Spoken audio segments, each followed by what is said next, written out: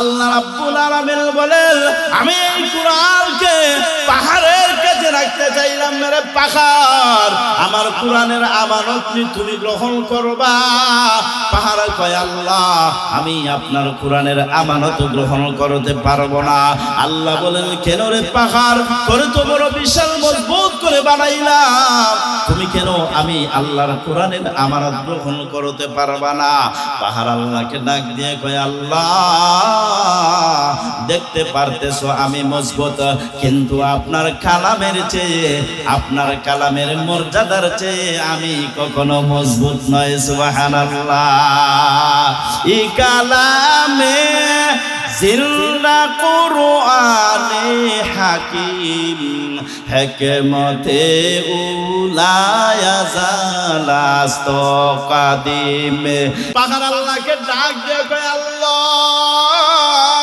আমাকে মজবুত করে বানাইছো কথা ঠিক কিন্তু আপনার কোরআনের যে বিশাল মর্যাদা আমি পাহাড়ের মজবুততা আপনার কোরআনের সামনে কিছুই না ইয়ে তো আপনার কোরআন বহন করার মতন শক্তি আমি পাহাড়ের গায়ে না ইন্না আরাদানাল আমালাতা আলাস সামাওয়াতি ওয়াল আরদি ওয়াল জিবাল ফাআবাইনা আন ইয়াহমিলাহা ওয়া আশফাকনা মিনহা ওয়া হামালাহাল ইনসান আল্লাহ বলেন আমি কোরআনের আমানত পাহাড়ের কাছে রাখার জন্য বললাম আমি বললাম এর জমিন তোমাকে তো বিশাল করে বানাইছি তুমি নিয়ে আমি আল্লাহর কোরআনের আমানত গ্রহণ করবা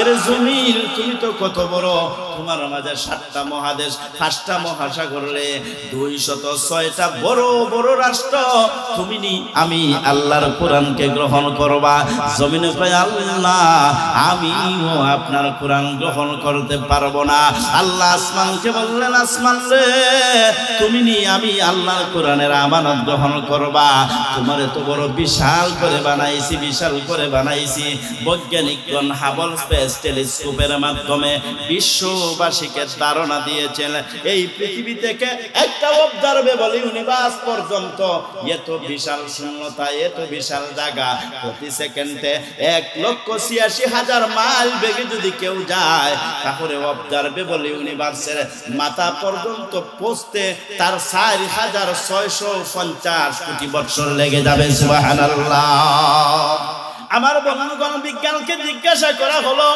এই মহা স্পেসের মাঝে শূন্যতার মাঝে একটা অবজারভেবল ইউনিভার্স নাকি আরো বেশি আছে বিজ্ঞান বলে কত হাজার কোটি আছে কত লক্ষ আছে আমরা কোনোদিন গণনা করে শেষ করতে পারবো না মানে এই পৃথিবী থেকে নিয়ে প্রথম আসমান পর্যন্ত কত শূন্যতা আছে কত বিশালতা আছে কত জায়গা আছে একমাত্র আল্লাহ ছাড়া আর কেউ জানে একটু আওয়াজ করে কোন জানে এই বিশাল আসমান এরপরে হলো কঠিন পদার্থের একটা আসমান তাফসীরে রূহুল মানির মাঝে বলেন আল্লাহ পাক রব্বুল আলামিন দুনিয়া এবং প্রথম আসমানের শূন্যতার পরে পয়লা একটা আসমান বানাইছে এটা কঠিন পদার্থের আসমান পানিকে বরফের মতন জমাইয়া মজবুত করিয়া মহান আল্লাহ প্রথম আসমান তৈরি করেছে এইভাবে 7টা মহাশূন্য 7টা কঠিন পদার্থের আসমান আল্লাহ রাব্বুল আলামিন বানাইছেন কত বিশাল এলাকা ওই সারা আসমান রে সারা শূন্যতারে আল্লাহ বললেন ইন্না আরাদনাস আমানাতা আলাস সামাওয়াত বহু বচনে আসছে সামাউন অর্থ হলো এক বচন মানে একটা আকাশ সামাওয়াতুন বহু বচন মানে আকাশগুলোকে আমি আকাশগুলোকে বললাম এ সমস্ত আকাশ তোমরা নি আমি মওলা পাকের কোরআনের আমানত গ্রহণ করবা আসমান বলল না গো আল্লাহ না না আমরা আপনার কালাম গ্রহণ করতে পারবো না আল্লাহ বললেন এত বিশাল করে বানাইলাম তারপরেও কেন পারবো না কত মজবুত তোমরা পারবা না কেন আসমান জবাব দেয় আল্লাহ বিশাল করে বানাইছো, বিশাল করে বানাইছো ঠিক, কিন্তু আমরা আসমানের বিশালতা থেকে আপনার কালামের মর্যাদার বিশালতা আরো বেশি। এতো এবার আপনার কালাম বহন করার মতন যোগ্যতা ক্ষমতা আপনি আমাদের নাই। আয় আল্লাহ, আমরা পারতাম না, আমাদেরকে মাফ করেন। রুহের জগতে আল্লাহ আদম সন্তানকে বলে, রে আদম সন্তান, আসমানকে বললাম আমার আমানত গ্রহণ কর, আসমানে বললো পারবো না। জমিনকে বললাম, জমিন রে আমার আমানত নি গ্রহণ করবা গো। জমিনও আমার আমানত গ্রহণ করতে স্বীকৃতি জানাইলো। পাহাড়কে বললাম, পাহাড় রে তুমি নি আমার আমানত গ্রহণ করবা, পাহাড়ও স্বীকৃতি জানাইলো। এরে মানব সন্তান, তোমরা নি আমি আল্লাহর আমানত গ্রহণ করবা। মানুষ তো বড় চালাক, আল্লাহ ঠিক আছে, আচ্ছা বুঝিলে আগে। বলে কি বুঝতে চাও? বলে আপনার কোরআনের আমানত যদি গ্রহণ করি তাহলে কি ফায়দা হবে? আল্লাহ কয় এত ফায়দা হবে, এমন অনন্ত অসীম একটা জীবন তোমাদেরকে দিব গো। এত সুন্দর, এত মধুময়, এত মাধুর্য মাখা, এত নির্মল একটা জীবন তোমাদেরকে দিব। যেই জীবন, যেই নির্মল জীবন, যেই জীবনের আনন্দ, যেই জীবনের ফুর্তি কোনোদিন শেষ হবে না। মানুষ তো এই কথা শুনলই একবারে পাগল হয়ে গেছে। ইয়া আল্লাহ, এত সুন্দর জিন্দেগি পাইমু, কয় আল্লাহ দেয়া দেন, কোনো অসুবিধা নাই, বিসমিল্লাহি আলা বারাকাতিল্লাহ। কর দায়ে বা রত আমানত রা কবুল, কর দায়ে বা রত আমানত রা কবুল। আজ কশিদন পসন বায়দ শুধু মলোল, আজ কশিদন পসন বায়দ শুধু মলোল। দম্ব শেকুল আয় বেসুর গাফিল মবাস, দম্ব শেকুল আয় বেসুর গাফিল মবাস। চুবালা গুফুতি বেতম তম্বল মবাস। ও আমার ভাই, সংক্ষিপ্ত আলোচনা থেকে আমরা বুঝলাম আল্লাহ কোরআনকে বড় সম্মান করে বানাইছে। যেহেতু আল্লাহ কোরআনকে আল্লাহ বড় সম্মানিত করেছে, যেহেতু কোরআন আল্লাহর কালাম, এই জন্য কোরআন বড় সম্মানিত। এতএবে কোরআন যদি কেউ তেলাওয়াত করে তার মর্যাদা অবশ্যই অবশ্যই মহান আল্লাহ বাড়াইয়া দিবেন। কথা কোন ঠিক কিনা? এই জন্য আল্লাহ বলেন, উতুলু মা উহিয়া ইলাইকা মিনাল কিতাব। হে নবী, কোরআনের যতটুকু অংশ আপনার কাছে নাজিল করা হয়েছে গো, আপনি তা তেলাওয়াত করে শোনান। এক নাম্বার যদি তেলাওয়াত করে শোনান গো, এই কোরআন আপনার মর্যাদা মহান আল্লাহর দরবারে বাড়াইয়া দিবে। याद में तेरे सबको बुला दो, कोई ना मुझको याद रहे। तुझ पर सब गरबार लौटा दो, खाना ये दिल आबाद रहे। सब खुशियों को आग लगा दो, सब खुशियों को आग लगा दो।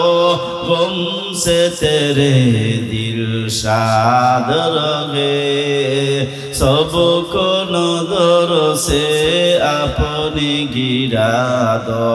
तुझसे फकत फरियाद रहे, अब तू रहे बसता दो माखिर।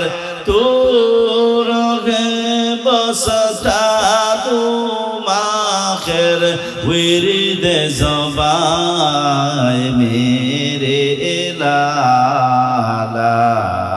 इलाहा इल्लल्लाह, ला इलाहा। আর একটা আওয়াজ করে লা ইলাহা লা ইলাহা ইল্লাল্লাহ লা ইলাহা ইল্লাল্লাহ মুহাম্মাদুর রাসূলুল্লাহ। আল মুসলিম যুব পরিষদের ইন্তেজামে আয়োজিত 11তম বার্ষিক তাফসীরুল কুরআন মাহফিলের জনাব সদরে মুহতারাম, উপস্থিত জাতির কর্ণধার উম্মাহের নিবেদিত প্রাণ হযরত উলামায়ে কেরাম মাশায়েখিনে আযম, জাতির শক্তির মেরুদণ্ড সম্মানিত যুবক ভাইয়েরা, সামনে উপবেষ্ট সর্বস্তরের তৌহিদি মুসলিম জনতা, মাইকের আওয়াজ যতদূর পর্যন্ত যায়, বাড়িঘরে অবস্থানরত আবেদা সালেহা মা ও বোনেরা, সর্বপ্রথম মওলায়ে পাকের দরবারে অসংখ্য গণিত শুকর এবং সুজুদ জ্ঞাপন করি, যে মওলায়ে পাক আপনি আমি না চাইতেই আমাদেরকে সর্বশ্রেষ্ঠ নবী, ইমামুল আম্বিয়া, ফখরুল আউলিয়া, জিগর গোসায়ে আমিনা, রহমতুল্লিল আলামিন মুহাম্মদুর রাসূলুল্লাহ, সকলে বলি সাল্লাল্লাহু, এর একজন সম্মানিত উম্মত হিসাবে আল্লাহ আপনাকে আমাকে পৃথিবীতে দিয়েছেন। এই জন্য আমরা সকলে আল্লাহর শুকরিয়া আদায় করে আওয়াজ করে বলি আলহামদুলিল্লাহ। সকলে আওয়াজ করে আল্লাহর মহব্বত নিয়ে বলি আলহামদুলিল্লাহ। আমাদের নবী হলেন সবচেয়ে সম্মানিত নবী, কোনো সন্দেহ আছে? একটা আওয়াজ করে কোনো সন্দেহ আছে? এই নবীর উম্মত হলো সবচেয়ে সম্মানিত উম্মত, কোনো সন্দেহ আছে? কিন্তু আল্লাহকে কোনদিন বলছিলেন ইয়া আল্লাহ দুনিয়ায় দিলে শেষ নবীর সম্মানিত নবীর উম্মত হিসাবে দিও না? কইছেন কেউ? একজন ছাড়া বাকি সকলে কইছে। দেখছেন না, তারা কথা কয় না। আমরা কি কোনদিন আল্লাহকে বলেছি মানাবুদেম ও তাকাদা মানাবুদ মানাবুদেম ও তাকাদা মানাবুদ লতুফে তুনা গুফতায়ে মামি শানদ লতুফে তুনা গুফতায়ে মামি শানদ। আল্লাহর ওলিরা বলেন আমার ভাই মুসলমান, মুসলমান নারী, মুসলমান পুরুষ, জানিয়া রাখো আল্লাহকে কোনদিন বলো নাই আল্লাহ আমাদেরকে শ্রেষ্ঠ নবীর উম্মত বানাইও গো, আমাদেরকে সম্মানিত উম্মত হিসাবে তুমি দিও। কিন্তু আল্লাহ দয়া করিয়া, আল্লাহ মায়া করিয়া আপনাকে আমাকে এমন নবীর উম্মত বানাইছে রে ইমানদার, সেই নবীর উম্মত হওয়ার জন্য অন্যান্য নবীগণরাও আল্লাহর দরবারে আজ্ঞা করেছে। সুবহানাল্লাহ। আগামীকালকে কি হইবেন না যে সুবহানাল্লাহ হইবেন বুঝা যাইব চা খাওয়ানি লাগবে বলে হুজুর যে ঠান্ডা চা না হইলে সুবহানাল্লাহর আওয়াজ বাড়াইতো না, ইলানি অবস্থা। আমি আপনাদের মেহমান, আপনারা আমার স্পেশালি চা খাওয়াইরা, সবটা খাওয়াইরা, আমি তো আপনারা চা খাওয়াইতে পারতাম না। কিন্তু বাপ খানা তো এইরকম, ইটা বাপ যাইতো কি আওয়াজ করে এখন সুবহানাল্লাহ। আমার বন্ধুগণ, আল্লাহ পাক রব্বুল আলামিন আপনি আমার পয়গম্বরকে শ্রেষ্ঠ পয়গম্বর হিসাবে পৃথিবীতে দিয়েছেন। এই পৃথিবীতে মানব জাতিকে আল্লাহ পর্যন্ত পৌঁছিয়ে দেওয়ার জন্য, রাস্তা দেখানোর জন্য আল্লাহ 1,24,000 পয়গম্বর প্রেরণ করেছেন। বলেন সুবহানাল্লাহ। 1,24,000 পয়গম্বরের মাঝে আমাদের নবীকে আল্লাহ শ্রেষ্ঠ হিসাবে দিয়েছেন। আমাদের নবীকে আল্লাহ রাব্বুল আলামিন তাওহীদের দাওয়াত পৌঁছানোর মিশন দিয়ে দিয়েছেন। এই মিশনের মাঝে 4টা কাজ ছিল। 1 নম্বরের কাজ হলো পয়গম্বর মানুষের সামনে, মানুষের দ্বারে দ্বারে গিয়ে পবিত্র কোরআন তেলাওয়াত করে শুনাইতেন। সুবহানাল্লাহ। 1 নম্বরের দায়িত্ব রাসূল করিম সাল্লাল্লাহু আলাইহি ওয়াসাল্লাম মানুষের দরবারে গিয়ে তেলাওয়াত করতেন কোরআন তেলাওয়াত। 2 নম্বর হলো মানুষের অন্তরের মাঝে যে শিরিক আছে, মানুষের অন্তরের মাঝে যে কুফরির অপরাধ আছে, বেমান আছে, এইগুলা যেইভাবে পরিষ্কার করা যায় আল্লাহ পর্যন্ত আল্লাহর পরিচয় দিয়া মানুষের অন্তরকে আলোকিত করা যায়, এমন অন্তর পবিত্রকরণের কাজই ছিল আপনি আমার নবীর 2 নম্বর কাজ। কথা কোন ঠিক কিনা? ওয়ায়ুযাক্কিহিম ওয়ায়ুআল্লিমুহুমুল কিতাবা ওয়াল হিকমা। আপনি আমার নবীকে আল্লাহ 3 নম্বর দায়িত্ব দিয়েছেন, হে নবী আপনি হাতে কলমে আপনার উম্মতগুলোকে কোরআন শিক্ষা দিবেন। সুবহানাল্লাহ। 4 নম্বর পয়গম্বর সাল্লাল্লাহু আলাইহি ওয়াসাল্লামের কাজ ছিল মানুষকে সুন্নত শিক্ষা দেওয়া। ওযু করবেন তো কিভাবে ধুইবেন, ওযু করবেন তো কয়ভাবে ধরবে, কয়বার ধুইবেন, আপনি পানি ব্যবহার করবেন, পানিটা কতটুকু ব্যবহার করবেন ইত্যাদি আল্লাহর রাসূলের তরিকা সমূহকে হিকমত বলা হয়। কথা কোন ঠিক কিনা? আপনি আমার নবীকে তাওহীদের দায়িত্ব দিয়ে প্রেরণ করার সাথে সাথে 4টা কার্যক্রম দিয়েছেন। 1 নম্বরের কার্যক্রম হলো কোরআন তেলাওয়াত করে শোনানো। আল্লাহর রাসূলের 1 নম্বরের দায়িত্ব কি একটু আওয়াজ করে বলে? কোরআন তেলাওয়াত করে শোনানো। মানুষের সামনে আল্লাহর নবী মুহাম্মদুর রাসূলুল্লাহ সাল্লাল্লাহু আলাইহি ওয়াসাল্লাম কোরআন তেলাওয়াত করে শোনায়। আল্লাহ পবিত্র কোরআনের সূরা আনকাবুতের 45 নম্বর আয়াতের মাঝে ইরশাদ করেন, উতুলু মা উহিয়া ইলাইকা মিনাল কিতাব। হে নবীজি আপনার 1 নম্বরের দায়িত্ব হলো পবিত্র কোরআন তথা আল্লাহর কাছ থেকে নাজিল করা যতটুকু ওহী, যেই পরিমাণ নাজিল হয়েছে, যেই ঘটনার প্রেক্ষাপটে নাজিল হয়েছে, যাই নাজিল হয়েছে আপনি মানুষের সামনে তেলাওয়াত করে করে শোনানো গো। আমরা জানি পবিত্র কোরআন একসাথে নাজিল হয় নাই, বরঞ্চ কখনো 1 আয়াত, কখনো 2 আয়াত, কখনো 4 আয়াত, কখনো 7 আয়াত, কখনো 1 সূরা, এইভাবে লম্বা বাড়তি সময়ের উপযোগী হইয়া পবিত্র কোরআন আল্লাহর রাসূল সাল্লাল্লাহু আলাইহি ওয়াসাল্লামের কাছে নাজিল হয়েছে। যেহেতু একসাথে নাজিল হয় নাই, বরঞ্চ কোরআন অংশ অংশ হয়ে প্রয়োজনের তাকাজায় নাজিল হয়েছে, এই জন্য আল্লাহর রাসূলকে আল্লাহ আদেশ দিয়েছেন, উতুলু মা উহিয়া ইলাইকা মিনাল কিতাব। মূল কিতাবটা লৌহে মাহফুজের মাঝে আছে। লৌহে মাহফুজ থেকে যতটুকু আপনার কাছে নাজিল করা হয় ততটুকু মানুষের সামনে আপনি তেলাওয়াত করে শোনান। 1টা আয়াত যদি হয় গো, 1টা আয়াত তেলাওয়াত করে শোনান নবী, এটা আমি আল্লাহর পক্ষ থেকে আপনার দায়িত্ব।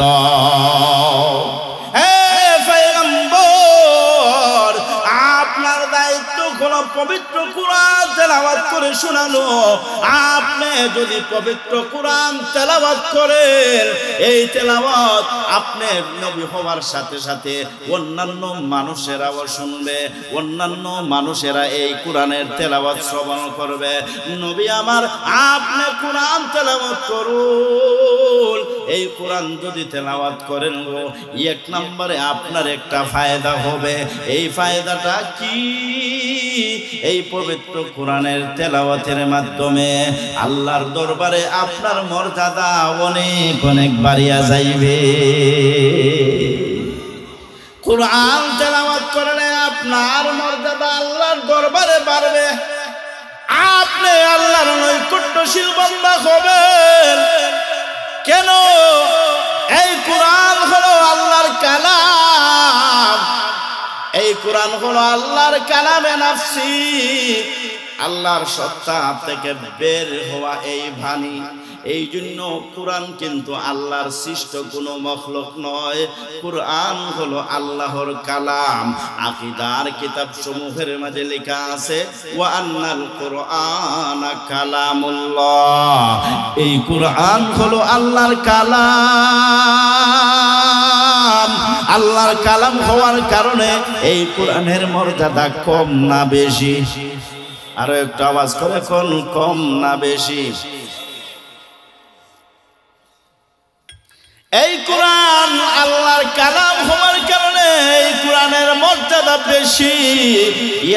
এই কোরআনের সাথে তেলাওয়াতের মাধ্যমে যদি আমার সম্পর্ক হয়, আপনার সম্পর্ক হয়, নারীর সম্পর্ক হয়, পুরুষের সম্পর্ক হয়, নবীর সম্পর্ক হয়, তাহলে মর্যাদা কমবে না বাড়বে? কত মর্যাদা, কত মর্যাদা! আল্লাহ রাব্বুল আলামিন বলেন, আমি এই কোরআনকে পাহাড়ের কাছে রাখতে চাইলাম। মেরে পাহাড়, আমার কোরআনের আমানত তুমি গ্রহণ করবা। পাহাড় কয়, আল্লাহ আমি আপনার কোরআনের আমানত গ্রহণ করতে পারবো না। আল্লাহ বলেন, কেন রে পাহাড়, করে তো বড় বিশাল মজবুত করে বানাইলাম, তুমি কেন আমি আল্লাহর কোরআনের আমানত গ্রহণ করতে পারবা না? পাহাড় আল্লাহকে ডাক দিয়ে কয়, আল্লাহ দেখতে পারতেছো আমি মজবুত, কিন্তু আপনার কালামের চেয়ে, আপনার কালামের মর্যাদার চেয়ে আমি কখনো মজবুত নয়। সুবহানাল্লাহ। ই কালামে জিন্দা কুরআনে হাকিম, হিকমতে উলায়া জালাস্ত কাদিম, জামিউল ইলমে ফিল কুরআনে লাকিল, তাকাসারা আনহু আফহামুর রিজালি। পাহাড় আল্লাহকে ডাক দিয়ে কয়, আল্লাহ আমাকে মজবুত করে বানাইছো কথা ঠিক, কিন্তু আপনার কোরআনের যে বিশাল মর্যাদা, আমি পাহাড়ের মজবুততা আপনার কোরআনের সামনে কিছুই না। তো আপনার কোরআন বহন করার মতন শক্তি আমি পাহাড়ের গায়ে না। সুবহানাল্লাহ।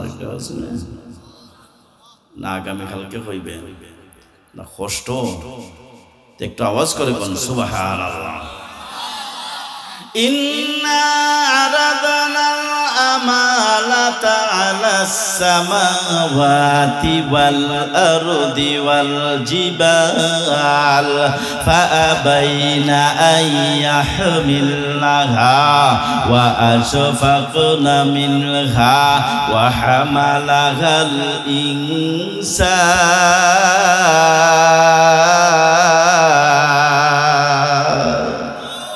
আল্লাহ বলেন, আমি কোরআনের আমানত পাহাড়ের কাছে রাখার জন্য বললাম। আমি বললাম, এর জমিন তোমাকে তো বিশাল করে বানাইছি, তুমি নিয়ে আমি আল্লাহর কোরআনের আমানত গ্রহণ করবা। এর জমিন তুমি তো কত বড়, তোমার মাঝে 7টা মহাদেশ, 5টা মহাসাগর, 206টা বড় বড় রাষ্ট্র, তুমি নি আমি আল্লাহর কোরআনকে গ্রহণ করবা। জমিনে কয়, আল্লাহ আমিও আপনার কোরআন গ্রহণ করতে পারবো না। আল্লাহ আসমানকে বললেন, আসমান রে তুমি নি আমি আল্লাহর কোরআনের আমানত গ্রহণ করবা। তোমার এত বড় বিশাল করে বানাইছি, বিশাল করে বানাইছি। বৈজ্ঞানিকগণ হাবল স্পেস টেলিস্কোপের মাধ্যমে বিশ্ববাসীকে ধারণা দিয়েছেন, এই পৃথিবী থেকে একটা অবজারভেবল ইউনিভার্স পর্যন্ত এত বিশাল শূন্যতা, এত বিশাল জায়গা, প্রতি সেকেন্ডে 1,86,000 মাইল বেগে যদি কেউ যায়, তাহলে অবজারভেবল ইউনিভার্সের মাথা পর্যন্ত পৌঁছতে তার 4,650 কোটি বছর লেগে যাবে। সুবহানাল্লাহ।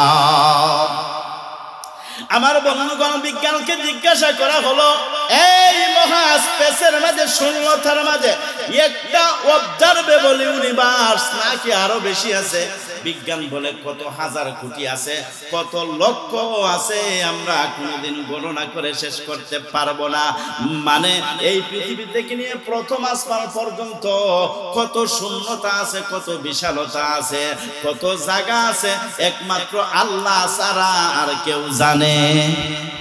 একটু আওয়াজ করে কোন জানেন? এই বিশাল আসমান, এরপরে হলো কঠিন পদার্থের একটা আসমান। তাফসীর রূহুল মানির মাঝে বলেন আল্লাহ পাক রব্বুল আলামিন দুনিয়া এবং প্রথম আসমানের শূন্যতার পরে পয়লা একটা আসমান বানাইছে। এটা কঠিন পদার্থের আসমান, পানিকে বরফের মতন জমাইয়া মজবুত করিয়া মহান আল্লাহ প্রথম আসমান তৈরি করেছে।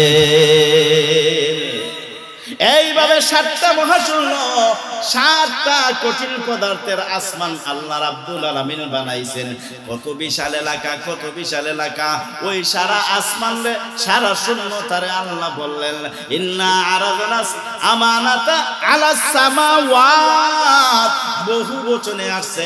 সামাউন অর্থ হলো এক বচন, মানে একটা আকাশ। সামাওয়াতুন বহু বচন মানে আকাশগুলোকে। আমি আকাশগুলোকে বললাম এ সমস্ত আকাশ তোমরা আমি মওলা পাকের কুরআনের আমানত গ্রহণ করবা। আসমান বলল না গো আল্লাহ, না না, আমরা আপনার কালাম গ্রহণ করতে পারবো না। আল্লাহ বললেন এত বিশাল করে বানাইলাম, তারপরেও কেন পারবো না? কত মজবুত তোমরা, পারবা না কেন?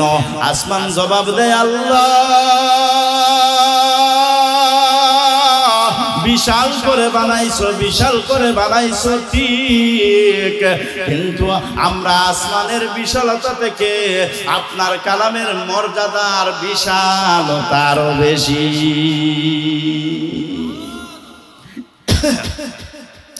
এ তো এবার আপনার কালাম বহন করার মতন যোগ্যতা ক্ষমতা আপনি আমাদের নাই।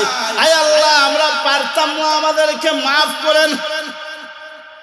রুহের জগতে আল্লাহ আদম সন্তানকে বলে রে আদম সন্তান, আসমানকে বললাম আমার আমানত গ্রহণ কর, আসমানে বলল পারবো না।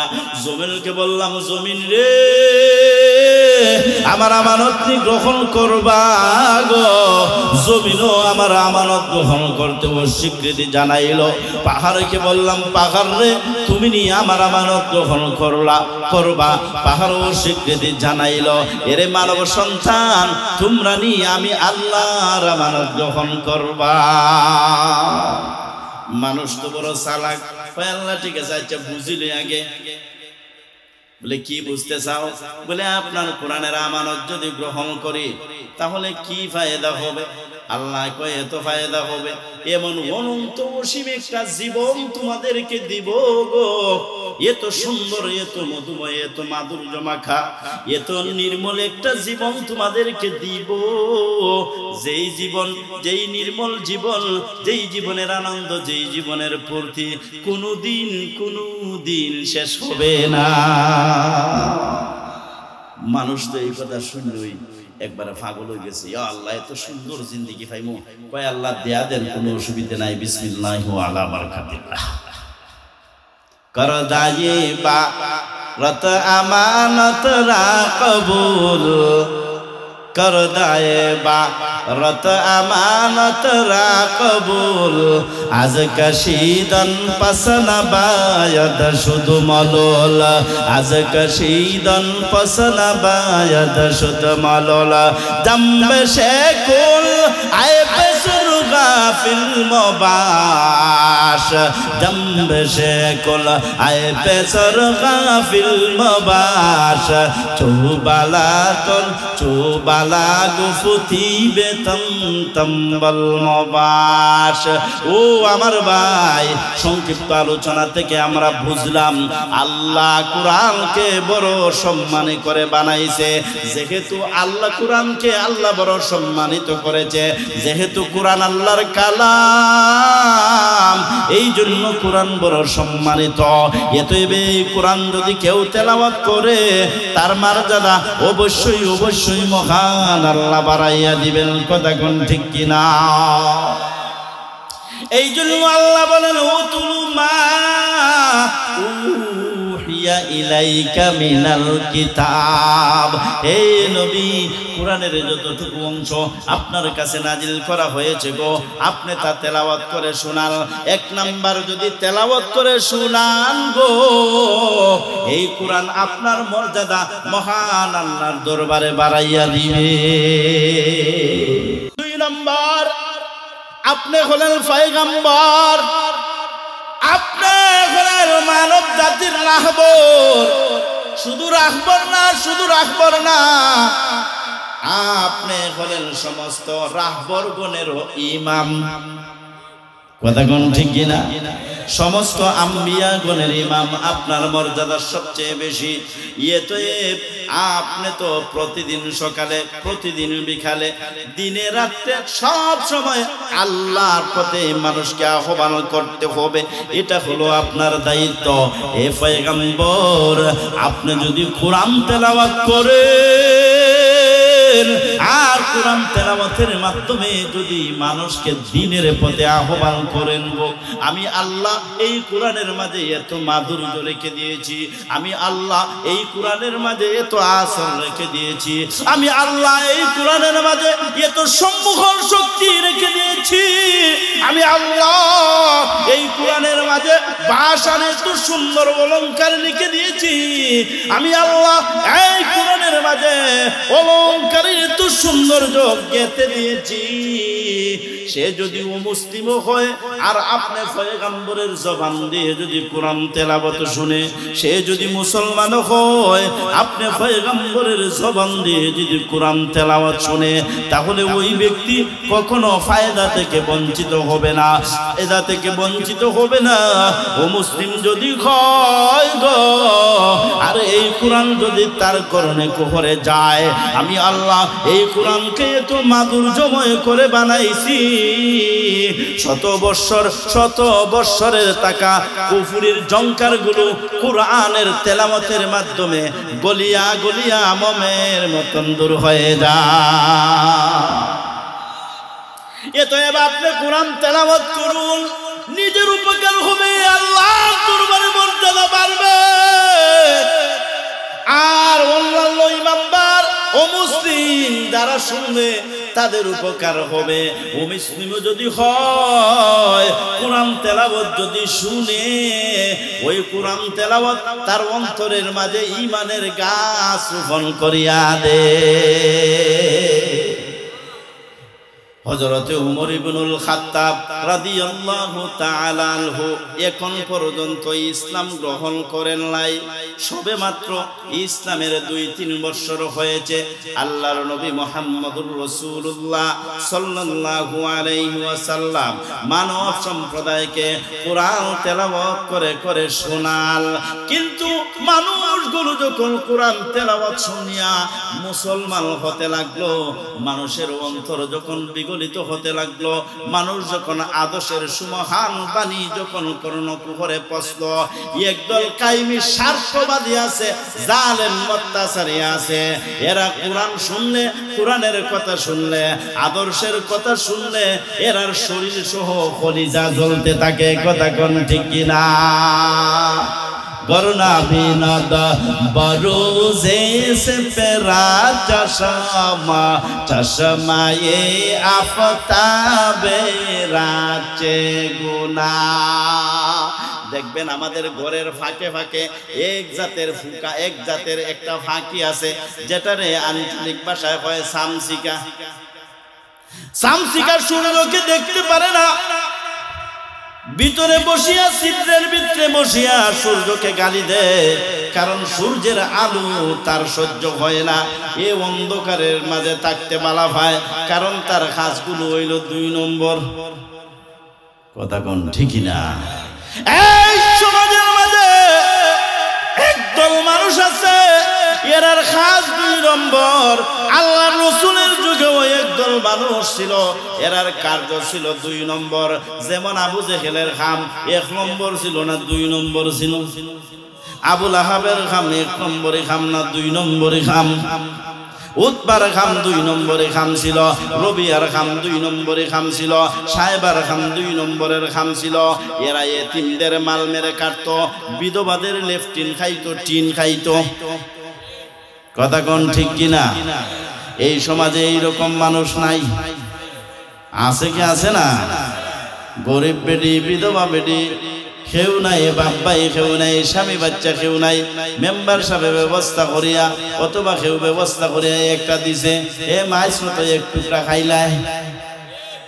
আরো একটু আওয়াজ করে কোন, এদের জন্য শব্দ কথা বলা যায় না। রাসূল যখন আদর্শের কথা বলে, কোরআনের কথা বলে, আবু জাহেলের শরীর জ্বলা আরম্ভ হয়ে গেছে। কয় মুহাম্মদ যদি তার সুন্দর আদর্শের কথা বলিয়া মানুষকে আমার কাছ থেকে সরাইয়া লইয়া যায়, তাহলে আমি খাইমু কিটা? স্বার্থের মাঝে আঘাত করছে, কথা কোন ঠিক কিনা? কিছু মানুষ আছে, আপনি যদি সৎ পথে চলেন, সমাজকে যদি সৎ পথে চালাইতে চান, এরার জ্বলা শুরু হয়। কারণ এরা বুঝে যে এলাকার মানুষ যদি সৎ হয়ে যায়, তাহলে আমার আর দান্দাগিরি চলবে না। এই জন্য দেখবেন ওই যে তফসির মাহফিল করা হয়েছে, এই মাহফিলের মাঝে অনেক মানুষ আছে বেজার বেজার। কইতে করে কি করবেন? এখানে এইগুলা ওয়াজ করে কি কোনো ফায়দা? আপনি কিটা করবেন লক্ষ লক্ষ টাকা খরচ করে? আপনারা কোন এগুলা ফায়দা হয় না? অবশ্যই ফায়দা হয়। আপনার হাতে যদি কোনো কিছু নাও থাকে, আপনি যদি বৃষ্টির মাঝে ভিজেন, কমপক্ষ শরীরটা তো পরিষ্কার হইব। আরো একটা আওয়াজ করে কোন ঠিক না? এখানের মাঝে যে আসছেন, কোরআনের কথা শুনছেন, বারবার অন্তরে জাগুনি কাটছে, গুনাহগুলো জোর জোর করে অন্তর থেকে পড়ে যায়, কথা কোন ঠিক কিনা? রাসূল করিম সাল্লাল্লাহু আলাইহি ওয়াসাল্লাম কোরআন তেলাওয়াত করে করে মানুষকে আহ্বান করে দ্বীনের পথে দাওয়াত দেয়। একদল কায়েমি স্বার্থবাদীরা রাসূল সাল্লাল্লাহু আলাইহি ওয়াসাল্লামের বিরোধিতায় লেগে গেল। তাদের একটা পরামর্শ ঘর আছে, ঘরটার নাম হলো দারুন নাদওয়া। দারুন নাদওয়ার মাঝে তারা বসিয়া সিদ্ধান্ত করলো, মুহাম্মদ যেইভাবে আদর্শের কথা কইয়া, সৌন্দর্যের কথা কইয়া, আখলাক দেখাইয়া মানুষকে আমাদের কাছ থেকে সরে নিয়েছে, ভবিষ্যতে তো আমাদের জার ফুকার চলতো না, আমাদের দুর্নীতি আর চলবে না। এত এই মুহূর্তে মুহাম্মদের মোকাবেলা করার দরকার। পরামর্শ করার মাঝে সিদ্ধান্ত করা হইল, এই মুহূর্তে কে আসো, এই পরামর্শ থেকে চলে যাইবা, আব্দুল্লাহর ছেলে মুহাম্মদের মাথাটাকে নিয়ে আসবা। যদি নিয়ে আসতে পারো, আবু জেহেল বলল, মক্কাবাসীর পক্ষ থেকে ওয়াদা করছি 100 উট তাকে পুরস্কার দিব। নাউজুবিল্লাহ। খাত্তাবের ছেলে উমর, এখন পর্যন্ত তিনি মুসলমান হন নাই, ডকডকে যুবক, চৌড়া বুকের বড় শক্তিশালী সাহসী এক যুবক, সুন্দর উঁচু মোটা চেপটা যুবকটা দাঁড়াইয়া গেছে, কয় আমি পারবো, মুহাম্মদের মাথাটা নিয়ে আসবো। তবে শুনিয়ে রাখো, 100 উটের যে ওয়াদা করেছ, যদি মুহাম্মদের মাথা নিয়ে আসি আর 100 উটের ওয়াদা যদি পুরা করো না, তাহলে জানিয়া রাখো, যে বেটার মুখ দিয়া বার হইছে, এ বেটার কল্লা কিন্তু আবার কাটা হবে। কথা কোন ঠিক না? না, তোমার সাথে গাদ্দারি করা হবে না, মুহাম্মদের মাথা নিয়ে আসো। উমরে কয় আর দেরি নাই। এই দারুন নদওয়ার পরামর্শর বৈঠক থেকেই উন্মুক্ত তরবারি নিয়ে রওনা হয়ে গেছে আল্লাহর নবী মুহাম্মদুর রাসূলুল্লাহ সাল্লাল্লাহু আলাইহি ওয়াসাল্লামের মাথা আনার জন্য। আওয়াজ করে বলেন নাউযুবিল্লাহ। রাস্তার মাঝে একজন সাহাবী পেয়েছেন, উমরের চলাফেরা দেখে বুঝতে পারছে আজকে মনে হয় কোনো একটা গোটাই লইব। নাউযুবিল্লাহ। যদি মুহাম্মদুর রাসূলুল্লাহ সাল্লাল্লাহু আলাইহি ওয়াসাল্লামের কাছ পর্যন্ত পৌঁছিয়া দেয়, আল্লাহর নবীর যদি কোনো ক্ষতি করে ফেলে গো। এই জন্য আব্দুল্লাহ নুআইম ইবনে আব্দুল্লাহ রাদিয়াল্লাহু তাআলা আনহু সাহাবী উমরকে ডাক দিয়ে জিজ্ঞাসা করেন, রে খাত্তাবের ছেলে উমর, কোথায় যাও, কোথায় যাচ্ছ? বড় বেহুশের সাথে যাচ্ছ, হাতে উন্মুক্ত নেঙ্গা তরবারে, কোথায় যাও? উমর ডাক দিয়ে কয়ে, যাইতেছি সমাজের মাঝে বিশৃঙ্খলা সৃষ্টিকারী আব্দুল্লাহর ছেলে মুহাম্মদকে হত্যা করার জন্য। নাউযুবিল্লাহ। নুআইম ইবনে আব্দুল্লাহ কয়, আরে উমর শোন, মানুষ বলেছে মুহাম্মদ নাকি আল্লাহর রাসূল। মুহাম্মদ যদি আল্লাহর রাসূল হয়, মুহাম্মদ যদি সত্যের কথা কয়, মুহাম্মদ যদি দ্বীনের কথা কয়, তাহলে কেন তুমি তার মাথাকে দ্বিখণ্ডিত করবা? এমনি করে উমর রাগান্বিত হয়ে গেছে। নুমাইর ইবনে আব্দুল্লাহর ভাই কয়, তুইও মনে হয় ধর্ম ছাড়িয়া মুহাম্মদের ধর্মত গেছত গিয়া। উনি দেখলেন বাড়াবাড়ি হরিয়া এখন লাভ হবে না, কারণ অবস্থাটা নিজের অনুকূলে না। উনি আর কথা বাড়াইলেন না, তবে যাইবার সময় শুনাইয়া দিলেন, এরে খাত্তাবের ছেলে উমর, তুমি যাচ্ছ মুহাম্মদের মাথা আনার জন্য। তোমাকে একটা সংবাদ দেই, আজ কয়েকদিন হয়ে গেছে তোমার বোন ফাতেমা এবং তোমার ভগ্নিপতি দুজন কলিমা পড়িয়া মুসলমান হয়ে গেছে। মূল কথাটা হইল, যেমনি রসুল পর্যন্ত যায় না, গেলে তো একটা বিশৃঙ্খলা সৃষ্টি জীবকে, এই জন্য ঘুরাইয়া দিছে, তার অবস্থানটা ঘুরাইয়া দিছে। যে আগুন নিবাইবার জন্য মুহাম্মদকে হত্যা করতাম, এই আগুন বুঝি আমার ঘরের মাঝে লেগে গেছে কি, এই দিকে না গিয়ে এখন বইনের বাড়ির দিকে রানা হয়ে গেছে। সুবহানাল্লাহ। ওমর বোনের বাড়ির দিকে রানা হয়ে গেছে, বাড়ির কাজ পর্যন্ত পৌঁছে গেছে। উঠানে পৌঁছার পরে শুনে উনার বোন এবং বোন জামাই আল্লাহর নবীর একজন সাহাবী হযরতে খাব্বাব ইবনুল আরত রাদিয়াল্লাহু তাআলা আনহু কোরআনে কারীম তার বোন এবং ভগ্নী জামাইকে কোরআনে কারীম শিক্ষা দিতেছেন। সুবহানাল্লাহ। উনি যখন উঠানের মাঝে উঠবেন, ঘরে ঢুকবেন অবস্থা, এমন সময় হযরত খাব্বাব রাদিয়াল্লাহু তাআলা আনহু পবিত্র কোরআনের সূরা তাহার আয়াতগুলোকে তার বোন এবং ভগ্নিপতিকে শিখাইতেছিলেন। উমর ঘরে ঘরে ঢুকবেন, এমন সময় উমরের কর্ণের মাঝে সূরা তাহার কয়েকটা আয়াত ঢুকিয়া গেল। কিন্তু আগে গোসাই কাকার অগ্নিশর্মা উমর আয়াতের দিকে ভ্রুক্ষেপ করে নাই, কিন্তু কর্ণ দিয়ে তো কথাগুলো পৌঁছে গেছে।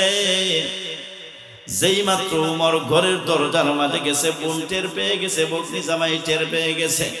হযরত খাব্বাব রাদিয়াল্লাহু তাআলা আনহু বড় নিরীহ সাহাবী, অসহায়ের মতন দরজার সিফার মাঝে লুকাইয়া গেছে। ফাতেমা দূর চলে গেছে। উমর রাগান্বিত অবস্থায় উনার বোন জামাইকে সামনে পাইছে, তোর চাপ্পর কিল ঘুষি দিয়ে ওনাকে জমিনের মাঝে ফালাইয়া দিস।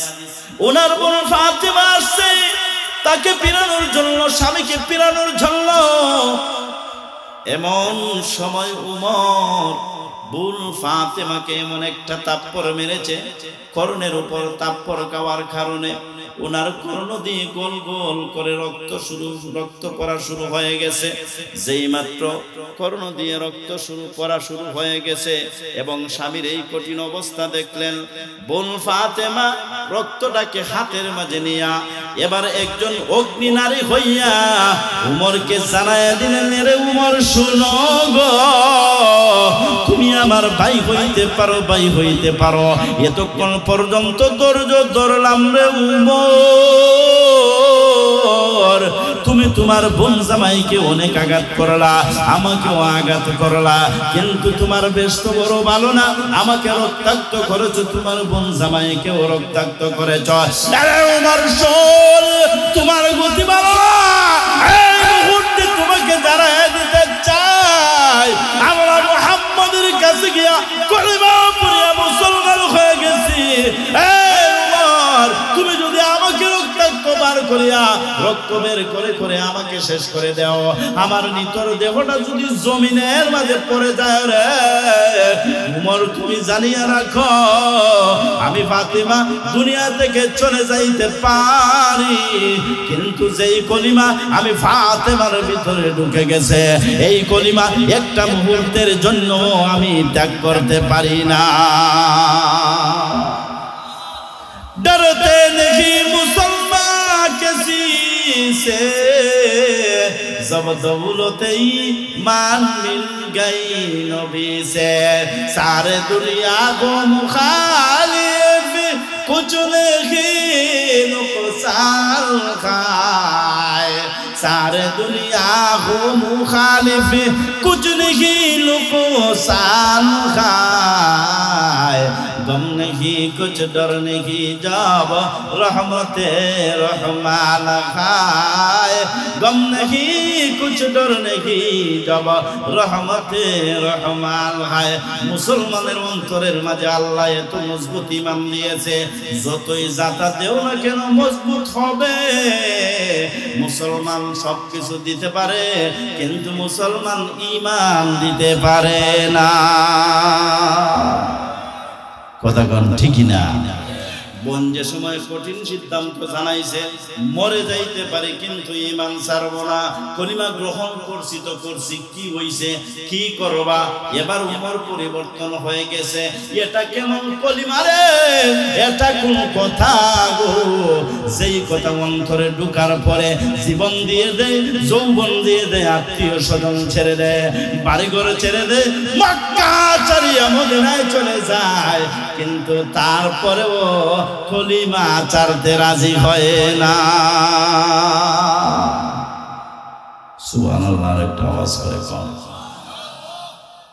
এবার যে সময় মূল কঠিন সিদ্ধান্ত দিলেন উমরের মূল পাল্টে গেছে বোনকে বলতে চাচ্ছা আমি যখন তোমাদের ঘরের মাঝে ঢুকতেছিলাম তোমাদের ঘর থেকে কি যেন একটা পড়ার আওয়াজ আসছিল একটু আমারে শোনা বোন কয় শুনো আমি আর কিছু পড়তেছিলাম না আমি পড়তেছিলাম পবিত্র কুরআন আল্লাহর কালাম ভাই আল্লাহর কালামটা আমারে একবার শোনা দেখি না আমি সুবহানাল্লাহ বল বলে না তোমার কাছে আল্লাহর কালাম দেওয়া যাবে না ইল্লাহু লাকাউলু রাসূলিন কারীম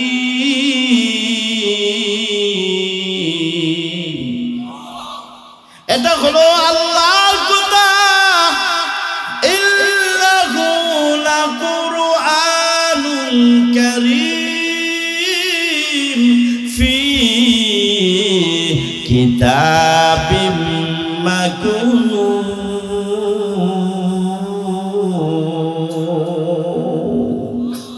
এটা হলো আল্লাহর কালাম বড় সম্মানিত কালাম লা ইয়ামাসসুহু ইল্লাল মুতাহহারুন পবিত্রতা অর্জন না করিয়া এই কালামকে স্পর্শ করা যায় না এরে উমর আমার ভাই হওয়া সত্ত্বেও তোমাকে জানাইয়া দিতে চাই এই কুরআন যদি তুমি স্পর্শ করতে চাও তাহলে পবিত্র হয়ে আসো উমর বলে কিভাবে পবিত্র হবে এটাও তো চিনি না সারা জীবন তো দাঁড়াইয়া দাঁড়াইয়া পেশাব করলাম কিভাবে পবিত্র হইব এটাও তো জানি না কতক্ষণ ঠিক কিনা আজকে অনেক মানুষ আওয়াজ করে কেন আর ভাই আওয়াজ করে কেন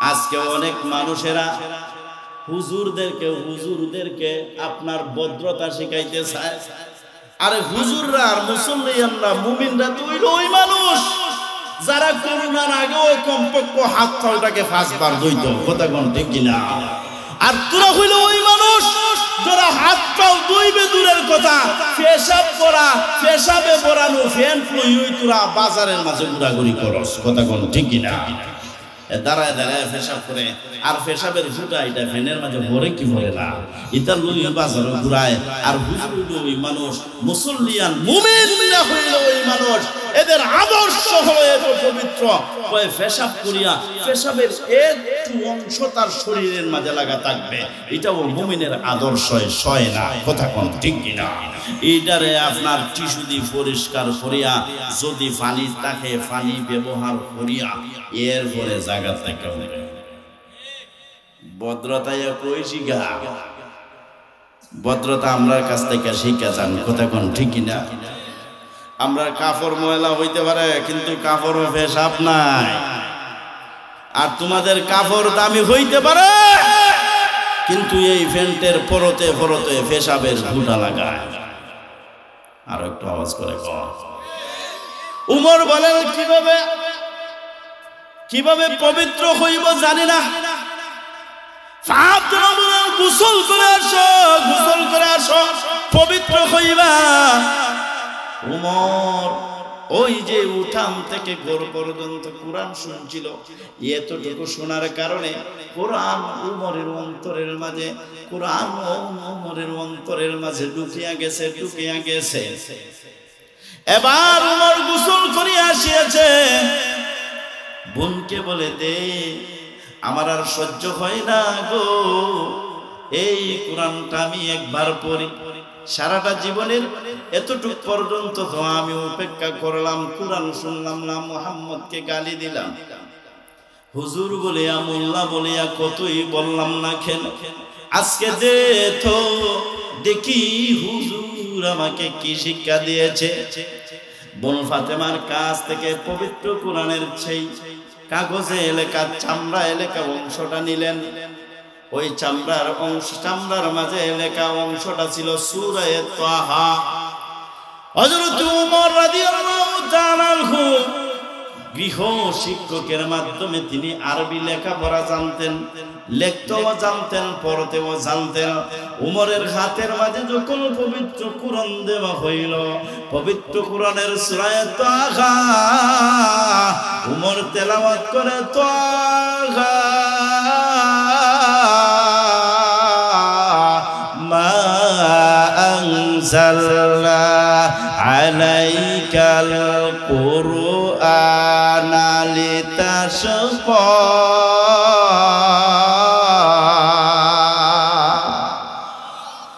ইল্লা তাযকিরাতাল লিমান ইয়াখশা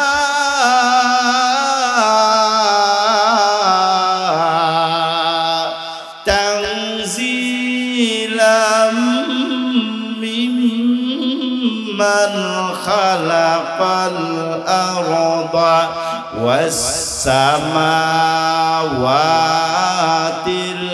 উলা।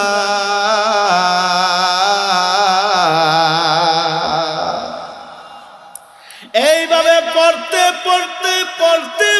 উমর ইন্নানি আনাল্লাহু লা ইলাহা ইল্লা আনা ফা'বুদুনি ওয়া আকিমিস সালাতা লিযিকরি।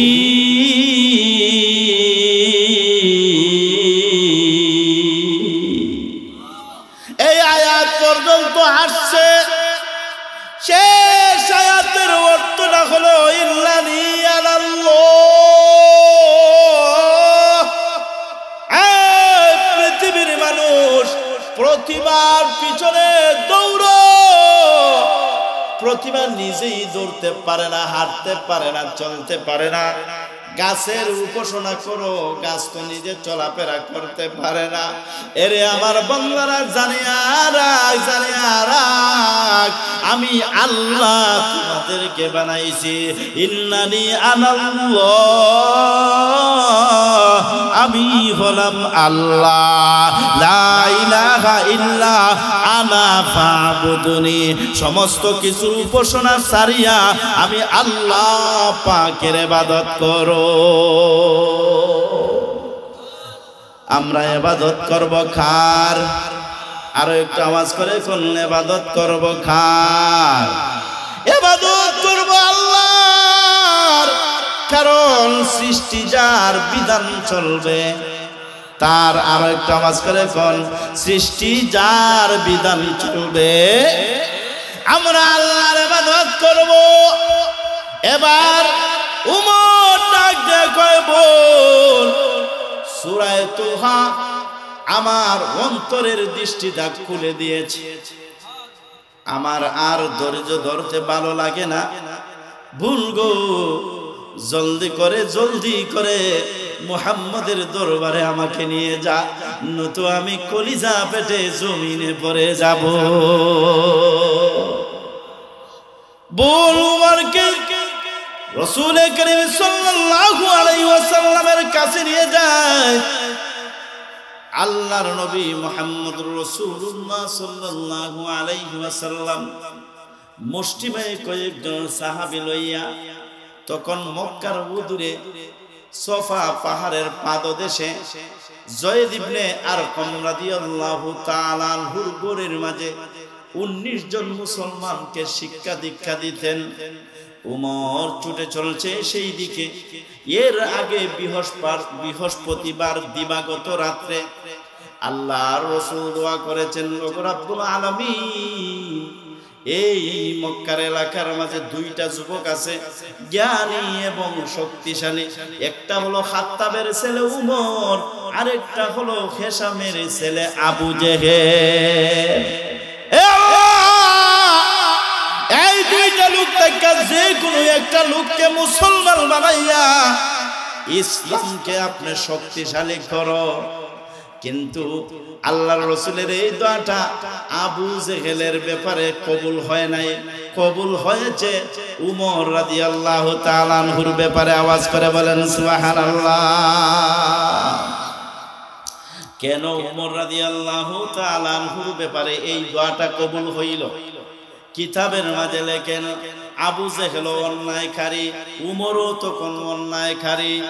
আবু জেহেলও মুসলিম, উমরও মুসলিম, দুজনের জন্য সমানভাবে দোয়া করলেন। কিন্তু আবু জেহেলের জন্য কবুল না হইয়া দোয়াটা কবুল হয়ে গেল উমরের জন্য। এটার কারণ হলো এই সমাজের মাঝে দেখবেন রাগবা মানুষ আছে, রাগবা মানুষ জেসা কথার মাঝে সহজেই রাগ উঠে যায়, এরকম আছে কি আছে না?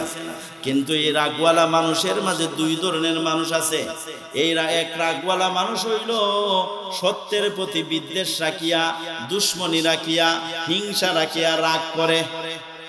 আর আরেক প্রকৃতির মানুষ হইল কেন ইকানো দুইটায় খাজ্জা করছো, ইটারে হে কেন্দ্র করিয়া রাগ করব। মানে তার কথা হলো যে এই ধরনের বিশৃঙ্খলা কেন সৃষ্টি করছো, এটা সহ্য হয় না। আবু জেহেল রাগ করতো। আবু জেহেল নেতা ছিল, উমর রাদিয়াল্লাহু তাআলা আনহু নেতা ছিলেন। কিন্তু আবু জেহেল অন্যায় করার পরে দিনের বেলা যখন অন্যায় করে যাইতো, রাত্রের বেলা আগামীকাল কি অন্যায় করবে এটার জন্য হে একটা রুটিন লিখতো। ভিতরে ভিতরে আগামীকালকে কিতা কিতা করতো, এটা একটা সেটিং করতো। আর উমর রাদিয়াল্লাহু তাআলা আনহুর প্রকৃতি ছিল দিনের বেলা যে অন্যায় করেছে, রাত্রের বেলা চিন্তা করছো কাজটা সঠিক করছি না অঠিক করছি। তো রাগ দুইটাই হয়েছে, অপরাধ দুইটা, অপরাধী দুইজন, কিন্তু দুই অপরাধীর মাঝে আসমান জমিন ব্যবধান। কথা কোন ঠিক না? যে বুঝে যে আমি আজকে আসরের সময় দিনে যে কাজটা করে আছি, এই কাজটা সত্যিই অন্যায় করছি, এই লোকটা এক সময় না এক সময় কলে কৌশলে হইলেও এই অন্যায় থেকে ফিরাইব অথবা মাফ চাইব। কথা কোন ঠিক না? আর যে মনে করে করছি দেখি তুইছে আরো হল, এ জীবনে তওবা করব, জীবনে তওবা নসিব হবে না। এই জন্য জানিয়া বুঝিয়া যারা অন্যায় করে, জানিয়া বুঝিয়া যারা অন্যায় করে, এরা অন্যায়ের পথ থেকে ফিরে আসতে পারে না। এই সমস্ত সম্প্রদায়কে আল্লাহ কোনদিন হেদায়েতের আলো দেয় না। কথা কোন ঠিক কিনা? ওমর রাদিয়াল্লাহু তাআলা দারে আরকামের দিকে রওনা হয়ে গেছে। এইভাবে যাইতে যাইতে যখন একবারে ঘরের কাছে চলে গেছে, কিতাবের মাঝে লেখেন একজন সাহাবী ঘরের ভিতর তাকিয়া দরজার ফাঁক দিয়া উমর যে আসতেছে এটা দেখিলাইস। আল্লাহর রাসূলকে বলেন, ওগো পয়গম্বর, উমর আসতেছে। উমর বড় সাহসী, বড় দাম্ভিক, বড় দুর্বার উমর। সাহাবায়ে কেরামের মাঝে একটা হইচই তৈরি হয়ে গেছে। আল্লাহর রাসূল সাল্লাল্লাহু আলাইহি ওয়াসাল্লাম সাহাবায়ে কেরামকে এই রুমের অন্য একটা রুমের মাঝে নিয়ে গেলেন। হামজা রাদিয়াল্লাহু তাআলা আনহু এর মাত্র 3 দিন আগে মুসলমান হয়েছেন। হযরতে হামজা রাদিয়াল্লাহু তাআলা আনহুকে নিয়ে আল্লাহর রাসূল একটা সলা পরামর্শ করলেন, কি করা যায়? উমরের হাতে তো উন্মুক্ত তরবারি দেখা যায়, যদি উমর ঘরের মাঝে ঢুকে তাহলে তো সমূহ আশঙ্কা রয়ে গেছে, যে কোনো একটা খারাপই করতে পারে, কি করা যায়? আল্লাহর নবীর চাচা হামজা রাদিয়াল্লাহু তাআলা আনহু হলেন মক্কার একজন বীর বাহাদুর, কথা কোন ঠিক কিনা? ওমর যেভাবে বীর বাহাদুর, হামজা রাদিয়াল্লাহু তাআলা আনহু বীর বাহাদুর। হযরতে হামজা রাদিয়াল্লাহু তাআলা আনহু আল্লাহর রাসূলকে বলেন, ওগো পয়গম্বর, ওমর আসতে দেন, সমস্যা নাই, সমস্যা নাই। যদি সুজা পথের লাগে আসিয়া থাকে তাহলে সুজা ব্যবহার করব, নতুবা যে তরবারি নিয়ে আসতেছে আল্লাহর কসম ওই তরবারি দিয়া আমি উমরের কাজ রাস্তার মাঝে শেষ করে দেব। উমর রাদিয়াল্লাহু তাআলা আনহু যায়েদ ইবনে আরকামের ঘরের মাঝে আসিয়া এইভাবে তাফা দিছে, শক্তিশালী যুবকের তাফা, গড়ে উড়ে হাফ লইছে। সুবহানাল্লাহ, কেমন তাফা হবে একজন বীর বাহাদুরের তাফা, এইভাবে দিছে তো। কিন্তু এটা তো দিছে ঈমানের জোশের তাফা। প্রথমে আসলে তো দিল না বেঈমানির কারণে, কিন্তু এখন যা তাফা দিতেছে যত তাড়াতাড়ি পাওয়া যায় আল্লাহর রাসূলের কাছে আসার জন্য, কথা কোন ঠিক কিনা? কিন্তু ভিতরে যারা, এরা কোনো জানে? এরা তো জানে না। যেই মাত্র ওমরের তাফা দিয়েছেন, হযরতে হামজা রাদিয়াল্লাহু তাআলা আনহু দরজার এক পাশের মাঝে এইভাবে হাতটা রাখছে। যদি তেরা বেড়া করে তাহলে গর্দনা টিপা মাইরে একবারে জিব্রা লম্বা হলিম, কথা কোন ঠিক না? ওমরকে দরজা খুলিয়ে দেওয়া হয়েছে। হযরতে হামজা রাদিয়াল্লাহু তাআলা হাতটা এইভাবে রাখছে, ওমর এইদিকে ঢুকতেছে। আল্লাহর রাসূলের কাছে যাওয়ার সাথে সাথে উমরকে আল্লাহর রাসূল এত মজবুত করে ধরেছেন। উমর বলেন, এমন মজবুত করে ধরা আমার জীবনে কোনোদিন হয় না। আমি বুঝতে পেরেছি আমার শরীরের সমস্ত রোগগুলো ছিঁড়ে যাচ্ছে, চূর্ণ বিচূর্ণ হয়ে যাচ্ছে। কারণ আমি যদিও বীর বাহাদুর, কিন্তু রাসূল আমাকে ধরেছেন নবুয়তির শক্তির হাত দিয়া, কথা কোন ঠিক কিনা? হাতের ধরাই আমি টায়ার ফাইলেছি যে আল্লাহর রাসূল বুঝছেন হয়তো অন্য কিছু। আমি তাড়াতাড়ি জবান খুলিয়া বললাম, ওগো আল্লাহর নবী, আর কিছুর জন্য আসি নাই, আমি আসছি আপনার গোলাম হওয়ার জন্য। उस नाम की लज्जत दिल उशाक से पूछो, उस नाम की लज्जत दिल उशाक से पूछो, जन आ गई तुममें जो लिया नाम मोहम्मद, जन आ गई तुममें जो लिया नाम मोहम्मद, तकबीर में कलमे में लमा जो में आजा में है नाम इलाही से मिला नाम मोहम्मद, है नाम इलाही से मिला नाम मोहम्मद। फरमाते थे आदम के मुझे खुल्दबरी में, फरमाते थे आदम के मुझे खुल्दबरी में, लेके हाँ हुआ तू बाप मिला नाम मोहम्मद, लेके हाँ हुआ तू बाप मिला नाम मोहम्मद। ওগো পয়গম্বর, আল্লাহ কিছুর জন্য আসি নাই, আসেছি আপনার গোলাম হওয়ার জন্য। ওগো পয়গম্বর, হাতটা বাড়াইয়া দেন, কলিমা পড়াইয়া আমাকে আপনি জান্নাতি মানুষ বানাইয়া দে। আমার বন্ধুগণ, কুরআন যদি তেলাওয়াত করা হয়, ও মুসলিমও যদি হয়, সে যদি কোরআন তেলাওয়াত শুনে তাহলে তার অন্তর বিগলিত হয়। কয়েকটা মুহূর্ত কোরআন তেলাওয়াত শোনার কারণে উমরের মতন পাষাণ হৃদয়ের লোকটার অন্তর পরিবর্তন হয়ে গেছে। উমর কলিমা পড়িয়া মুসলমান হয়ে গেছে। উতুলু মা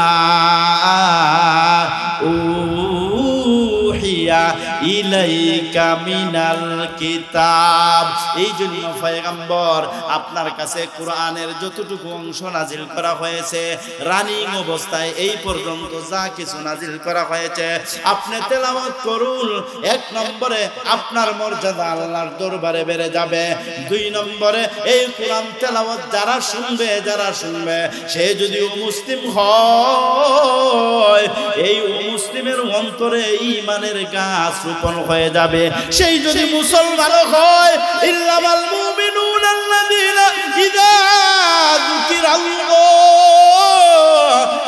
যুকিরাল্লাহু ওয়াজিলাত কুলুবুহুম ওয়া ইযা তুলিয়াত আলাইহিম আয়াতুহু যাদাতুহুম ঈমানা ওয়া আলা রাব্বিহিম ইয়াতাওয়াক্কালুন।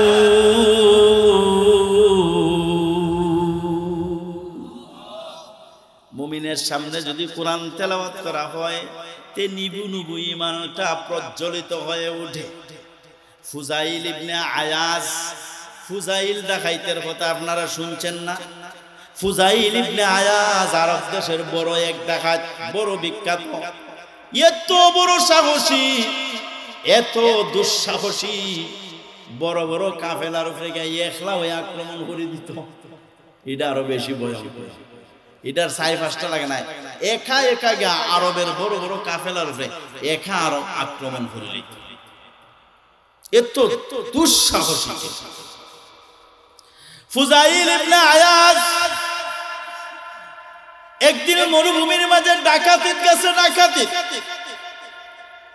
তো একটা কাফেলার সামনে বিভিন্ন রাস্তার দেখবেন এক জায়গা আছে যে জায়গার মাঝে বেশি চুরি ডাকাতি হয়।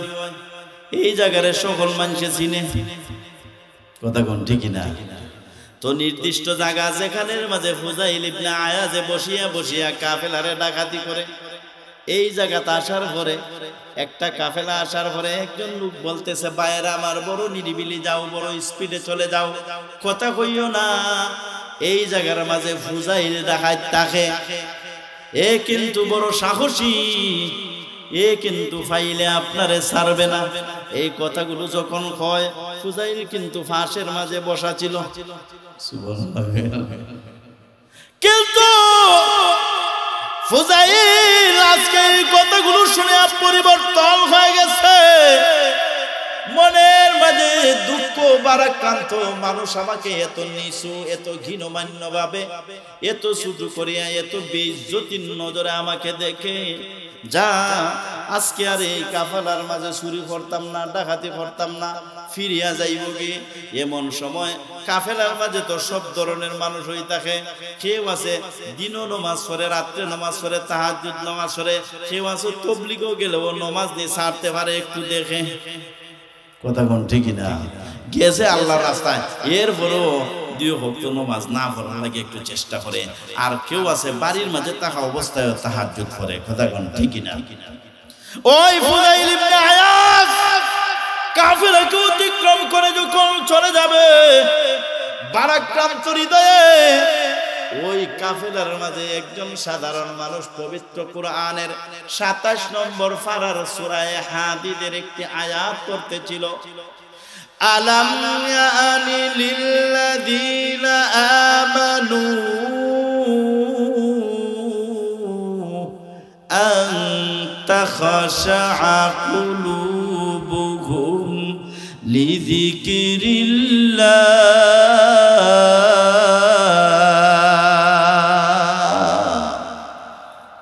আয়াতের অর্থ হলো আরব দেশের ডাকাত। তো আমরা যদি বাংলা কেউ পড়ে এতে সাথে সাথে বুঝিলাই না, তো আরব দেশের ডাকাত সারা না বুঝলে ও অর্থ তো বুঝে।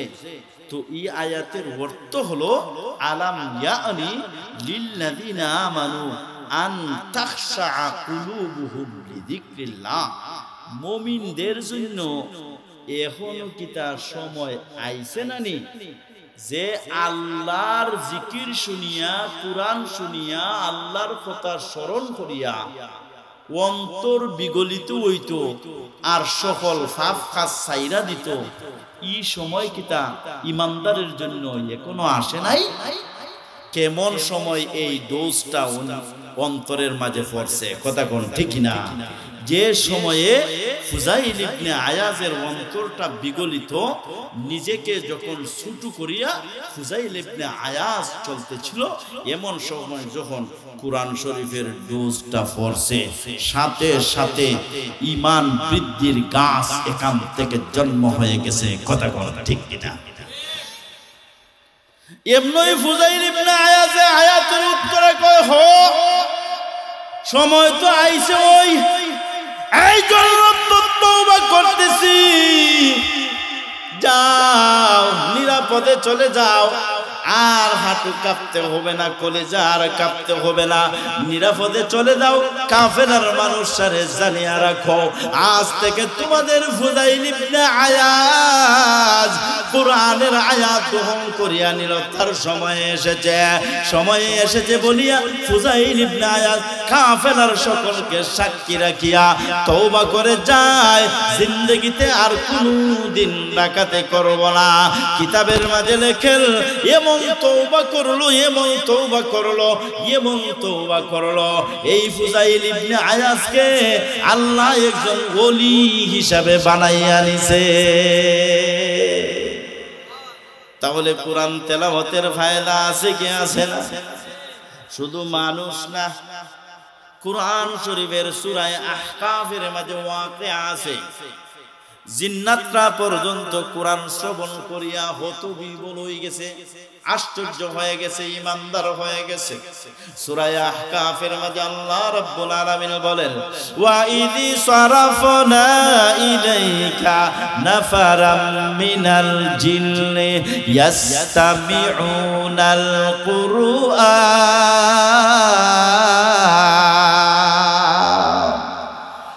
ফালাম্মা হাযারুহু ক্বালু আনসিতু ফালাম্মা কুদিয়া ওয়াল্লাউ ইলা কওমিহিম মুনদিরিন।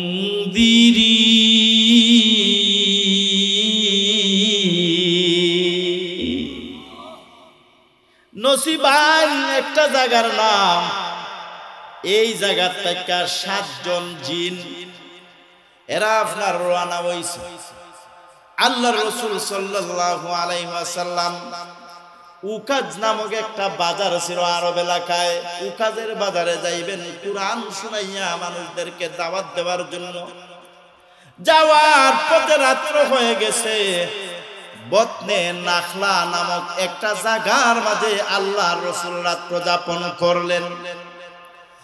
বতনে নাখলার মাঝে রাত্র যাপনের পরে যখন ফজর ওয়াক্ত হইল, তাহাজ্জুদের সময় হইল, আল্লাহর রাসূল সাল্লাল্লাহু আলাইহি ওয়াসাল্লাম তাহাজ্জুদের নামাজ পড়ার জন্য উঠে গেলেন।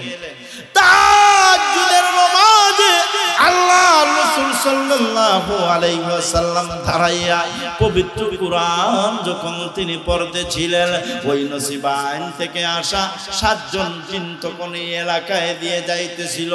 এরা যখন আকাশে দিয়ে উড়া দিয়ে তারা যাইতেছিল, তখন তারা ওই জায়গার মাঝে বতনে নাখলায় যখন পৌঁছল, শুনল জমিন থেকে এমন কালামে আওয়াজ আসতেছে, জীবনে কোনোদিন তারা এমন আওয়াজ শুনে নাই। তারা পরস্পরকে বলল, এখানে একটু থামো। তারা এখানের মাঝে থামলো। আল্লাহর রাসূল তো আর জানেন না, আল্লাহর রাসূল তাহাজ্জুদের মাঝে কোরআন তেলাওয়াত করতেছেন। ফালাম্মা হাদারুহু ক্বালু আনসিতু, তারা যখন এই কোরআনের তেলাওয়াতের সামনে উপস্থিত হইল, একজনে আরেকজনের ডাক দিয়ে বলল, আনসিতু, নীরব হও, কথা বলিও না, একটু শুনো। ফালাম্মা হাদারুহু ক্বালু আনসিতু ফালাম্মা কুদিয়া ওয়াল্লাউ ইলা কওমিহিম মুনদিরিন। কুরআন তেলাওয়াত যখন শেষ হইল, এই কোরআন তাদের অন্তরের মাঝে এমন গেঁথে গেল, তারা কোরআনের মাধুর্যতায় তারা কোরআনের নির্মলতায়, তারা কোরআনের শৈলীতায় মুগ্ধ হয়ে গেল। তারা এখান থেকে আর চলে নাই, শোনা অবস্থায় প্রত্যেকজন কলিমা পড়িয়া মুসলমান হয়ে গেল। এরপরে তারা তাদের সম্প্রদায়ের কাছে গিয়ে বলল, কালু ইয়া কওমানা ইল্লা সামিনা কিতাবান উনজিলা মিন বাদি মূসা। এরে আমাদের সম্প্রদায়, আমরা যেদিন পর্যন্ত আসমানের মাঝে গিয়া ফেরেশতাদের জবান থেকে সংবাদ গ্রহণ করতে পারতাম, এখন যে আমরা আসমানের মাঝে যাইতে পারি না, জানো কি এটার কারণটা কি আমরা খুঁজে পেয়েছি?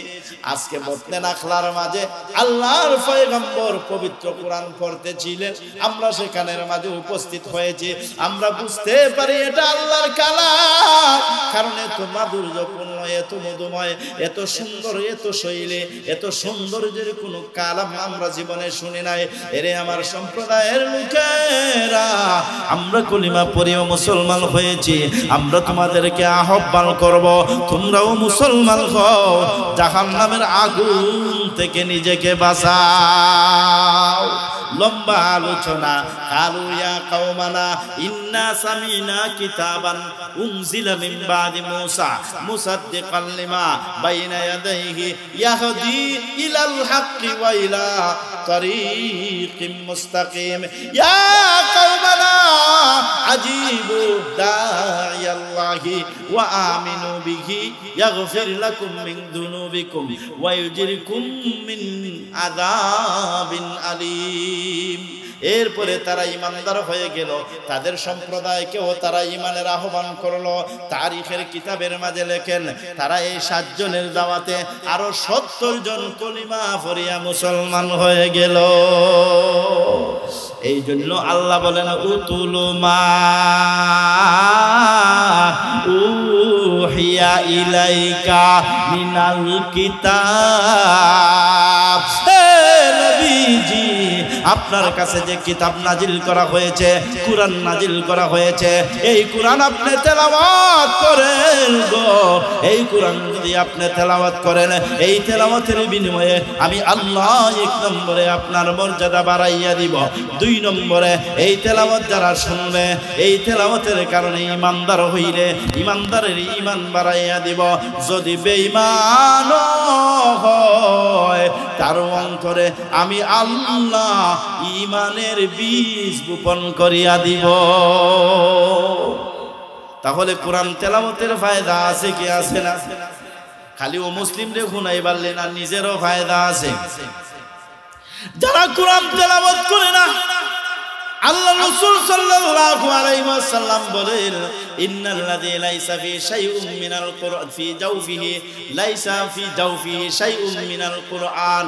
ওই ব্যক্তি, যেই ব্যক্তির অন্তরের মাঝে কোরআন নাই, কোরআন পড়তে জানে না, কোরআনের একটু অংশ যার মুখস্থ নাই, জীবনে কোনোদিন কোরআন তেলাওয়াত করে না, ওই ব্যক্তির অন্তরটা হলো এমন যেমন একটা ঘর, যেই ঘরের মাঝে কেউ বসবাস করে না, এই ঘরের মাঝে ছাগল আয়, এই ঘরের মাঝে ফাঁকি আয়, এই ঘরের মাঝে শিয়াল গুতাইয়া জমা হয়, জিন্নাত জমা হয়, ঘরের চাইরো দাঁড়িয়ে গেলে গন্ধ করে।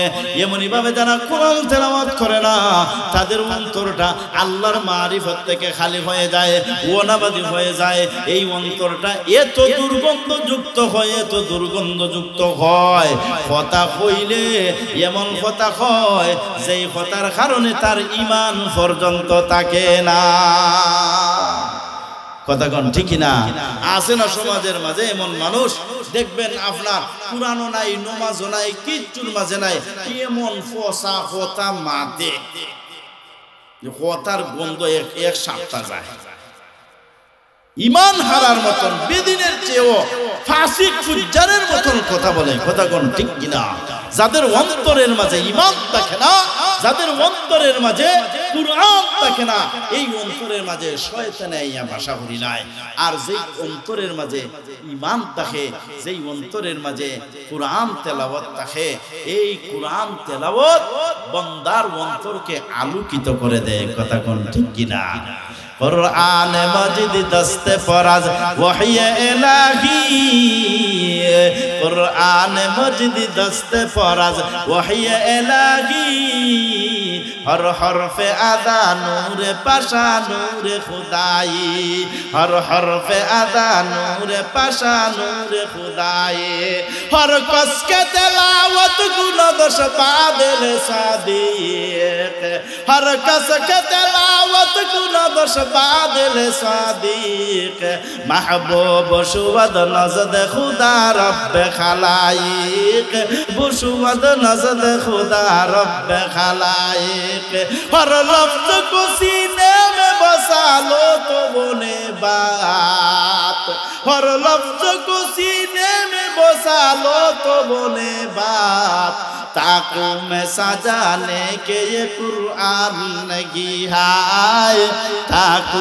में सजाने के ये कुरान नहीं है এর ইমানদার ভাইরা আমার সম্মান বাড়ানোর জন্য আপনার সম্মান বাড়ানোর জন্য মুসলমানদেরকে এই পৃথিবীতে সম্মানিত করার জন্য কোরআন এসেছে কিন্তু এই কোরআন তৈয়া আজকে আমরা জায়গা জায়গায় মাইর খাইতেছি কথা কোন ঠিক কিনা তার একমাত্র কারণ হইল আমরা কোরআন ছেড়ে দিয়েছি এই জন্য কবি বড় দুঃখ বারাক্রান্ত নিয়ে বলেন ও জমানা মে মুআজ্জাজ তে আমেলে কুরআন কর ও জমানা মে মুআজ্জাজ তে আমেলে কুরআন কর हम जलीलो खार हुए तारे के कुरआन कर हम जलीलो खार हुए तारे के कुरआन कर सुनते सुनते नगमा है महफिले बदआत को कान बखरे हो गए दिल बदमजा होने को है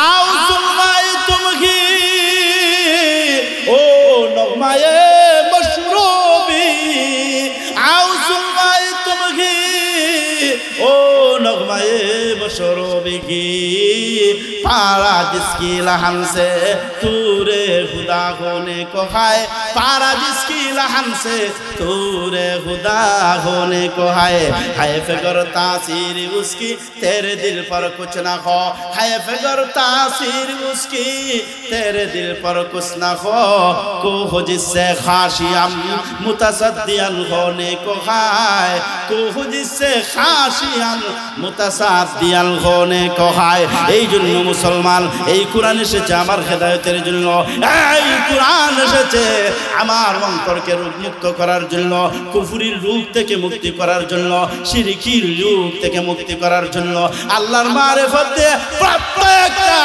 অন্তরকে ভরপুর করে দেওয়ার জন্য এই কোরআন এসেছে এই জন্য আমি যারা মুসলমান নারী আমি যারা মুসলমান পুরুষ মুসলমান যুবক মুসলমান যুবতী মুসলমান মুরব্বী মুসলমান বৃদ্ধ মুসলমান বৃদ্ধা আজ থেকে আমরা অঙ্গীকার করব এই কোরআন আমরা তেলাওয়াত করব আমাদের সন্তানদেরকে কোরআন শিক্ষা দিব এই কোরআনের আলো আমরা ঘরে ঘরে জ্বালাইয়া দিব কথা কোন ঠিক কিনা আল্লাহ পাক রব্বুল আলামিন আমাদেরকে তৌফিক দান করুন ওয়া আখিরু দাওয়ানা আলহামদুলিল্লাহি রাব্বিল আলামিন আসসালামু আলাইকুম ওয়া রাহমাতুল্লাহি ওয়া বারাকাতুহু